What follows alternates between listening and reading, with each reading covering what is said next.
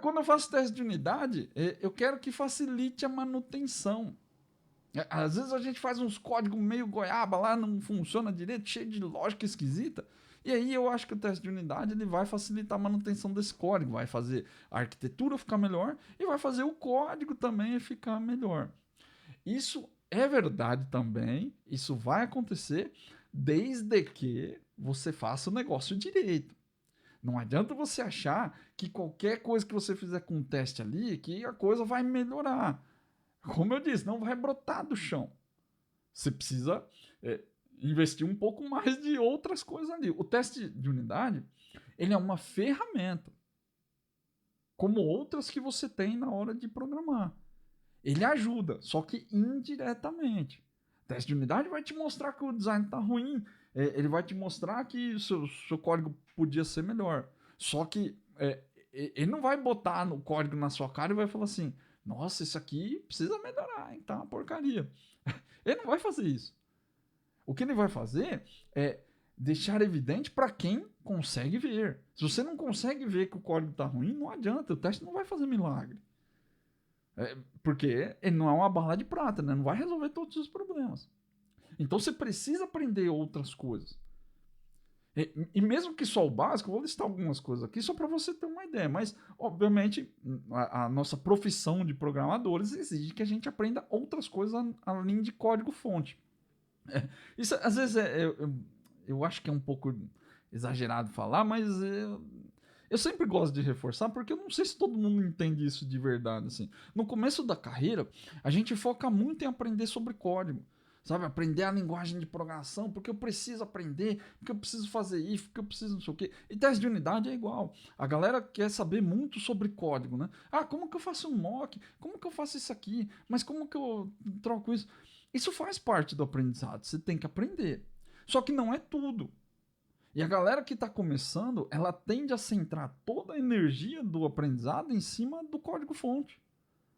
E não é só código-fonte que conta. Para programar já não é só código-fonte, tem um monte de coisa que você precisa aprender. Para fazer teste, tem muitas outras coisas para você aprender. Então, aproveita que é uma boa oportunidade para abrir o horizonte, né? Porque às vezes é difícil também, mas é que a gente tem muita coisa para aprender. Mas eu vou deixar algumas coisas aqui só para você ter uma ideia do que valeria a pena. Ó, teste de software, teoria de teste de software. Fala com os QAs que você conhece. Os QAs geralmente manjam muito disso, porque eles são focados nessa disciplina. Eu não estou falando aqui para você ser um especialista da coisa. Né? Você não precisa aprender os milindres do teste de software. Mas se você aprender o básico, vai te ajudar muito. Porque você vai começar a fugir daquilo que está ligado ao código-fonte. Você vai começar a fugir de mock e de assert dentro do teste de unidade. Parece que é só isso, mas não é. Tem muita coisa sobre teste de software ali que você precisa aplicar.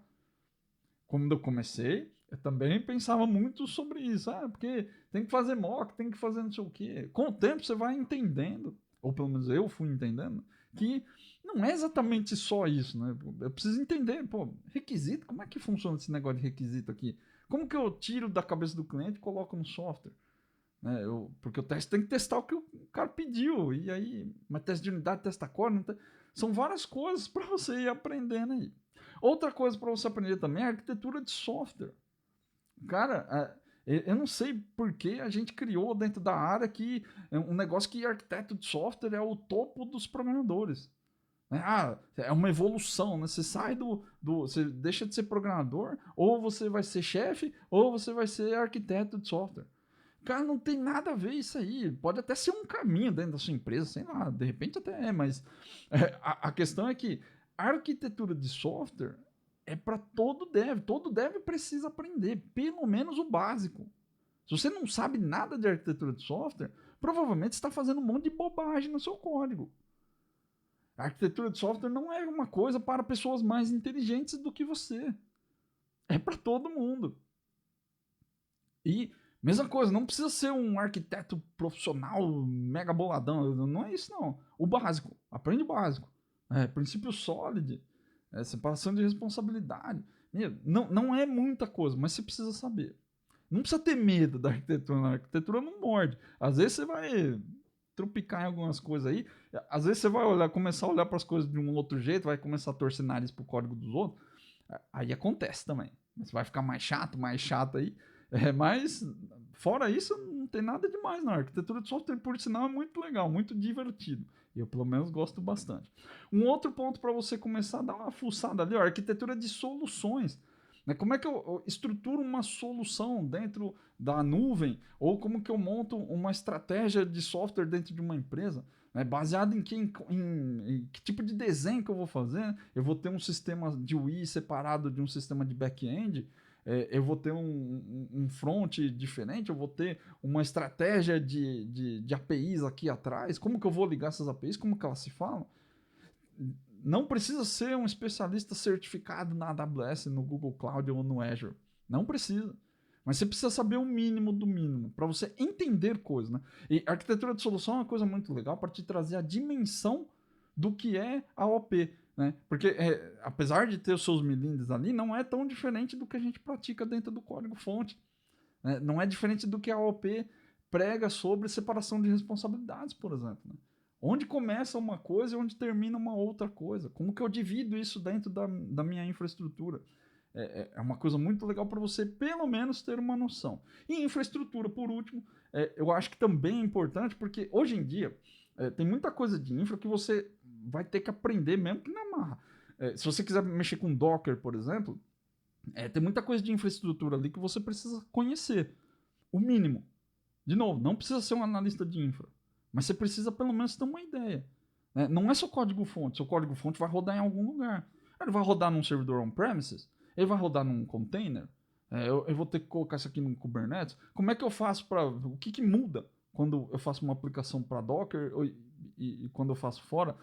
Se eu tiver um código que é serverless, uma função externa, que dinâmica que muda aqui, como que afeta? Muito importante você ter uma noção básica de infraestrutura. Como as coisas funcionam, para onde elas vão, o que elas fazem.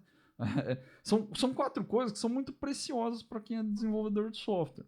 Eu recomendo fortemente que você, pelo menos, leia alguma coisa, que você assista vídeos de algumas coisas. Não precisa ser especialista, só precisa ter uma noção. E, mais importante, converse com as pessoas da sua empresa se existe gente lá. Conversa com os QAs, conversa com os arquitetos de software, conversa com os arquitetos de solução, conversa com a galera de infraestrutura.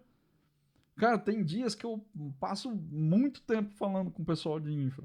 Porque você aprende demais com as pessoas, com problemas do mundo real, né? Aproveita que tá fazendo troubleshooting aí, tá resolvendo um problema, aproveita para perguntar, ver como é que funciona lá. Você vai ver que isso aí vai acrescentar muito no seu repertório.